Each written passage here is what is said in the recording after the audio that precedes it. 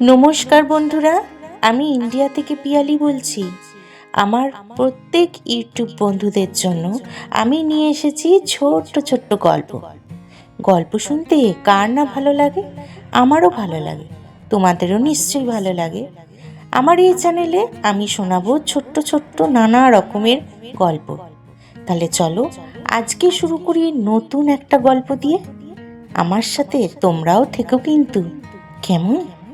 চলো। আজকের গল্পের নাম রাজা ও চালাক মন্ত্রী। দক্ষিণ দেশের সমৃদ্ধ রাজ্য হচ্ছে বল্লভপুর। এই রাজ্যের রাজার নাম দেবব্রত সিংহ। তিনি ছিলেন ভীষণ শক্তিশালী এবং শিক্ষিত, কিন্তু অত্যন্ত সন্দেহপ্রবণ।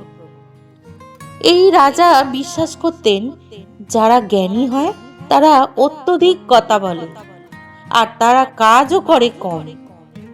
তাই তিনি বিদ্বানদের নয়, চালাক লোকেদের বেশি বিশ্বাস করতেন। এই কারণে তার প্রধানমন্ত্রী ছিলেন মন্ত্রী কেশব দত্ত, লোকের মুখে যার পরিচয় চালাক মন্ত্রী বলে। কেশব দত্তর অসাধারণ বুদ্ধিমান, কিন্তু তার বুদ্ধি ন্যায়ের জন্য নয়, স্বার্থের জন্য। সে রাজাকে যা শুনতে ভালো লাগে শুধু তাই বলে। রাজ্যের সমস্যার কথা সে ঢেকে রাখে, কখনো তা রাজার কানে তোলে না। সে জানে রাজাকে চালাতে হলে ভয়ের লাগাম ধরতে হবে। আর রাজা ভাবতেন কি না, আমার মন্ত্রী খুবই বিশ্বস্ত। কিন্তু প্রজারা জানত মন্ত্রী রাজ্যের আসল শাসক। রাজ্যে কর বাড়ে, রাজ্যে শ্রম বাড়ে, কিন্তু অভিযোগ শোনা যায় না। কারণ অভিযোগ গেলেই মন্ত্রী তা ঘুরিয়ে দেয়, কখনোই কারোর অভিযোগ শোনা হয় না। কি কাণ্ড! একজন বৃদ্ধ কৃষক একদিন দরবারে এসে বলেছিল, মহারাজ, খাজনা দিতে গিয়ে মাঠ বিক্রি করতে হয়েছে। মন্ত্রী সঙ্গে সঙ্গে বলল, দেখুন মহারাজ, কি উন্নতির লক্ষণ! মানুষ জমি বিক্রি করে নগরে যাচ্ছে। রাজা মাথা নাড়লেন। একদিন রাজ্যে এলো এক অচেনা সন্ন্যাসী। সে রাজাকে বলল, রাজা হওয়া সহজ, রাজা থাকা কঠিন। মন্ত্রী তাকে তাচ্ছিল্য করল, কিন্তু রাজা কৌতূহলী হলেন। সন্ন্যাসী বললেন, আপনি আপনার রাজ্য দেখছেন আয়নায়, কিন্তু আয়নাটা হচ্ছে আপনার বাঁকা। সেই রাতে রাজা ছদ্মবেশে বেরোলেন, কারণ তিনি ওই মুনিরাজের কাছে এই ধরনের কথা শুনে খুবই অবাক হয়েছিলেন, এবং তার জন্য তিনি ঠিক করেছিলেন যে না, আমাকে ছদ্মবেশে বেরোতেই হবে এবং দেখতে হবে যে রাজ্যের অবস্থাটা কি।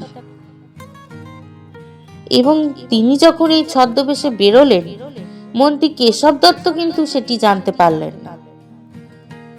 যাই হোক, রাজা গ্রামে, হাটে, মাঠে সব জায়গায় ঘুরলেন, এবং প্রতিটা জায়গায় ঘুরে রাজা শুনলেন প্রকৃত কথা।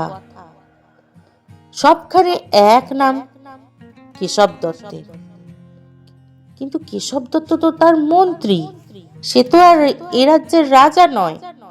তাহলে লোকে কেন খালি কেশব দত্তের নাম বলছে? লোক বলছে, মন্ত্রী বাঁচলে রাজা অন্ধ। রাজার চোখ খুলে গেল। তিনি বুঝতে পারলেন যে কত বড় ভুল তিনি করেছেন মন্ত্রীকে বিশ্বাস করে। আরে আরে, দাঁড়াও, আমার গল্প কেমন লাগছে বন্ধুরা? অবশ্যই কিন্তু কমেন্ট করে জানিও। আর যদি ভালো লেগে থাকে তাহলে প্লিজ সাবস্ক্রাইব করে, লাইক করে আমার পাশে থেকো। তাহলে চলো বাকি গল্পটা শুনিয়ে নেওয়া যাক। সবকিছু শেষে রাজা ফিরে এলেন তার দরবারে। রাজপ্রাসাদে ফিরে তিনি তো বেজায় চিন্তিত এবং রাগান্বিত। তার এই রকম রূপ দেখে মন্ত্রী কিন্তু বুঝে গেল যে এইবার তাহলে রাজা সমস্ত কিছু খেলা তার শেষ করে দেবে, এবং সবকিছু জেনে বুঝে মন্ত্রী তার শেষ চালটা খেললেন। সে বলল, মহারাজ, প্রজারা মিথ্যে বলেছে, আমি আপনার জন্যই সব করেছি। আপনি ছাড়া এখানে আর কে আছে মহান? রাজা বললেন, তুমি আমার জন্য করনি, আমার জন্য নয়, আমার জন্য করনি, আমাকে ব্যবহার করে নিজের জন্য করেছ। মন্ত্রীকে তক্ষুনি কারাগারে পাঠানো হলো।